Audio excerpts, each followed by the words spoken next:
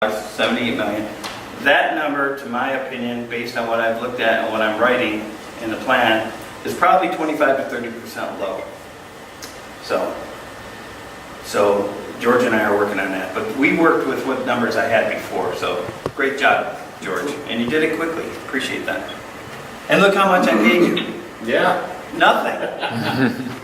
I mean, you guys are here. I haven't paid you yet, except for pizza, but that's nothing. So, anyway, so we do know there's a lot of cost involved. It's over $100 million easy in the first year or two. Year one, you can see I have how many employees of exactly what skill level they do and so on. It's too much of an eye chart. I'm not even going to look at it or talk about it. Oh, this is the equipment list. You can see I've nailed all the equipment's 3D printers. There's like 3 or 4 or 5 of them or something. It's all tabulated. Just so you know, it's not just, gee, I'll swag it, you know. You can't just do that. So now, here comes the other part to the business. When I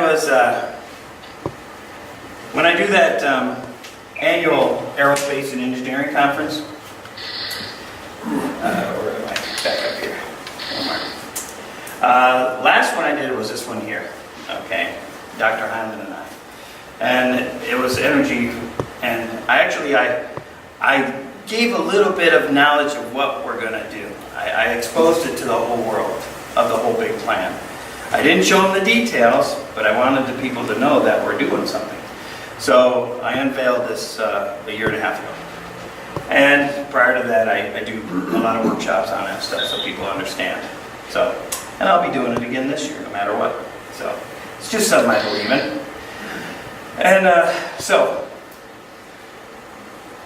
the number for space, okay, this year is over $300 billion of what's going up in space. It's over that number, by the way. So, and that's the market. Most of it's communication, both military and commercial. And then you have your GPS systems that are going on. So that is bigger than the $320 billion that shows down here. Knowing that that's the market and the majority is communications, which is us, you can see that we're only going into an area that's already saturated with people, but we have a leapfrog technology that's simplified, so that kind of gives us a bit of an edge. But you need to know the market to say, okay, how big of a market is it? So now, to understand space, remember, now I'm going into the presentation of energy from space. Okay, are we going to involve ourselves into space? And remember that the president just signed S442, which is NASA increasing their budget a couple $2 billion. Well, and he said, give me a plan to get us to Mars. Well, Jay and I know that we have a plan, but it's not really hard lined yet. But this is our plan to get to Mars. So, and so is this. So NASA does have a plan, but it isn't hard. But they do have it.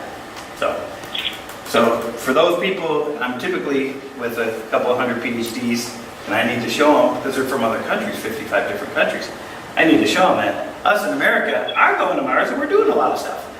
And here it is.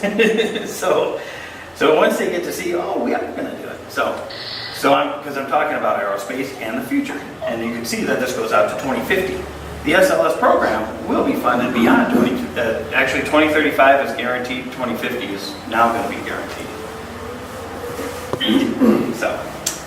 Oh, here it is here. What's this number? There's 20, 20, 30, 40. So you can see here, it goes beyond here.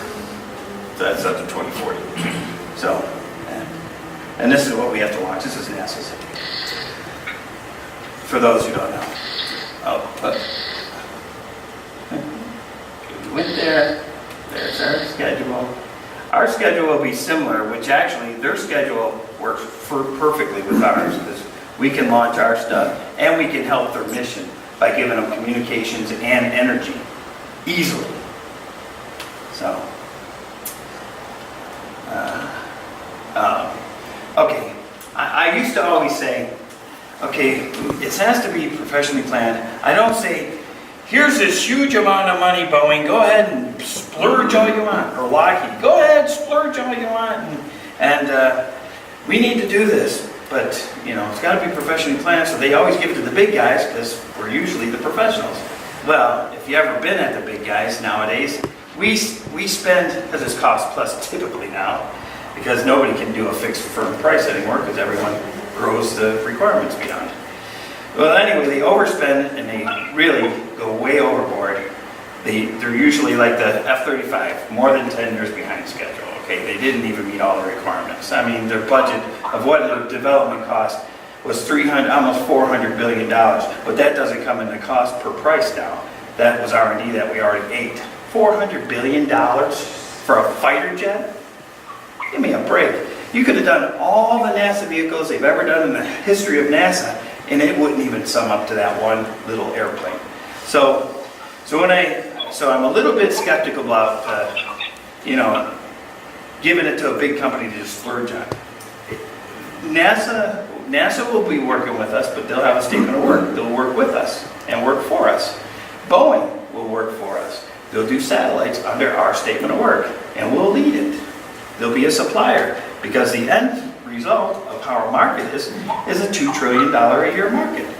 They don't make $2 trillion a year, Boeing. Neither does NASA. So we're going to be much bigger than them. So they have to work for us because we have the vision of how to do everything, right? Not how to waste the shit out of taxpayer money.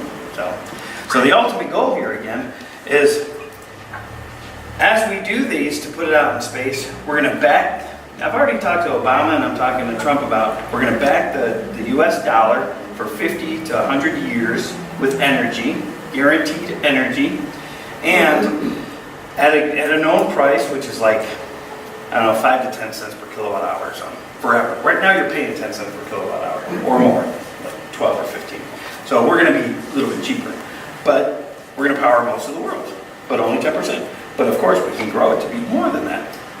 So that backs up the US dollar and backs up the Federal Reserve. Since we know that there's a bunch of lies in the Federal Reserve, this will actually make America strong and guarantee that there's a future there and make space a lot more habitable as a work environment. That's the ultimate goal. And after we get this going, the ultimate goal is to turn it over to a separate branch of NASA and Department of Energy as a profit center for the US government. Not that the politicians can get their hands in. This is a separate entity. So what we as a company do, we know that we're doing it for our country, basically. So I believe in that, and I really think not being selfish about this, or I want to be a Bill Gates or anything. Nobody should want to be like that. You should always give back. You can spin off your own area of this company. Just talk to me. Spin it off, man. What do I care? I don't believe in greed. So that's all. Let's move on. So, like I said, this is John Manchin's Alpha. We'll get into this later. You'll need a bunch of tow vehicles up there to move things in, manipulate things. If you were to do this Alpha, when I show it later, there's so many parts. We're talking thousands of parts on 3D axis, like the Canadair robot arm that was on the space shuttle and now it's on the space station. That type of manipulation for each one of these mirrors has to be manipulated that way. So you talk about complexity out the yin-yang. That's why it's not that cool. But you will need tow vehicles. I believe in this system first. I do believe in this eventually. Maybe if you want to really fry something, like playing God with a magnifying glass, that could do it, right? So it'll be a lot of 3D printing. So this satellite 1 will be 3. Business-wise, it makes the most sense. You can launch 3 at the same time from the same rocket ship in the same fairing. And we're doing more studies. They have to be done. Remember, when I talk to this, I'm talking to a lot of universities normally. So I say the universities have to evolve to our level of knowledge and get you there. So they should start looking at the studies of doing this. Okay?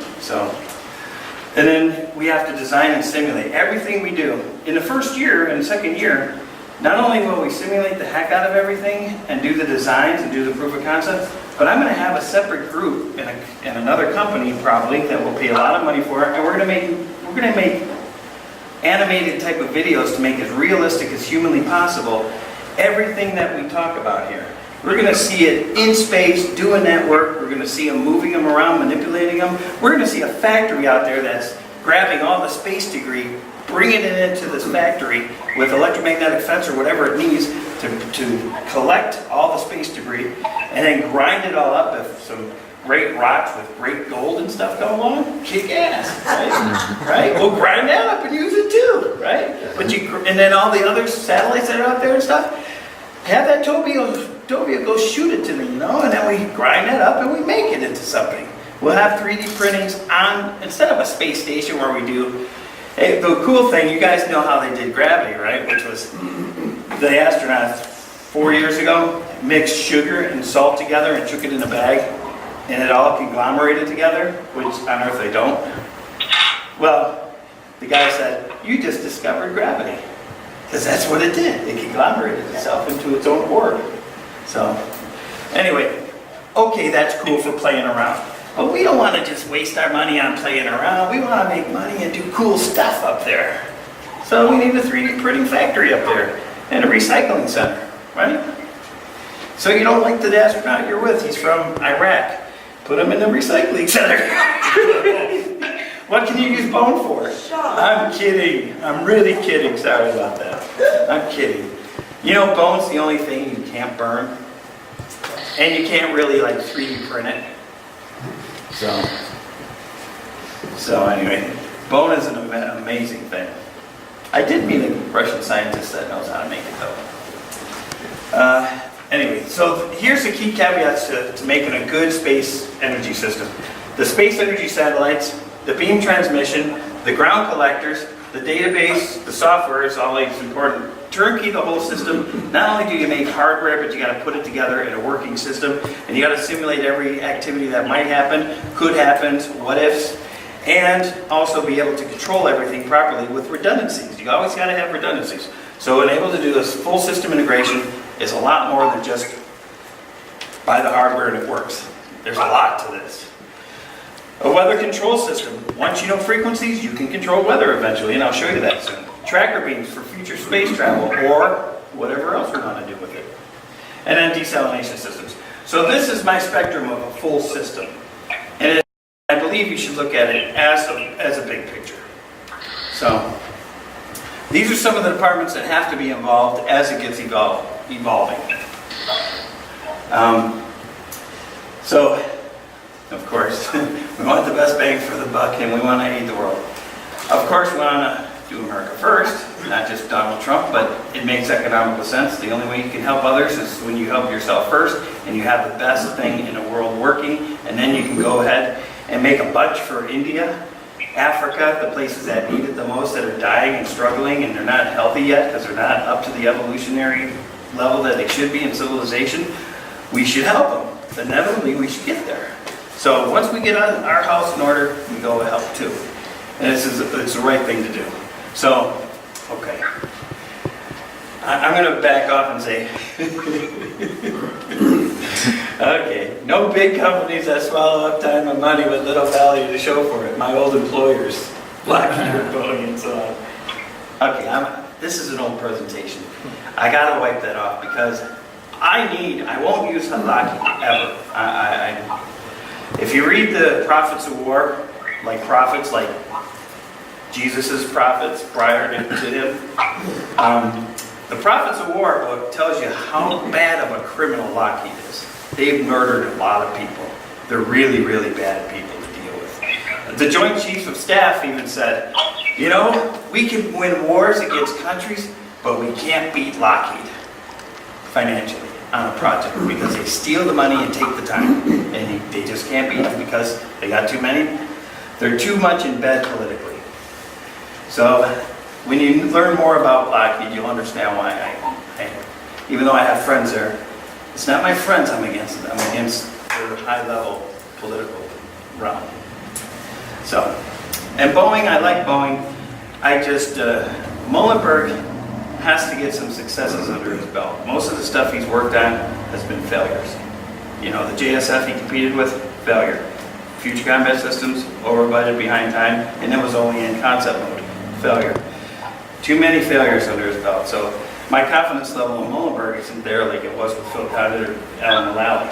So I'm a little skeptic, but see, if we do the statement of work and we tell them how to make the satellites and what we need from them and how they got to test it, well, then there's really not a whole lot of wiggle room.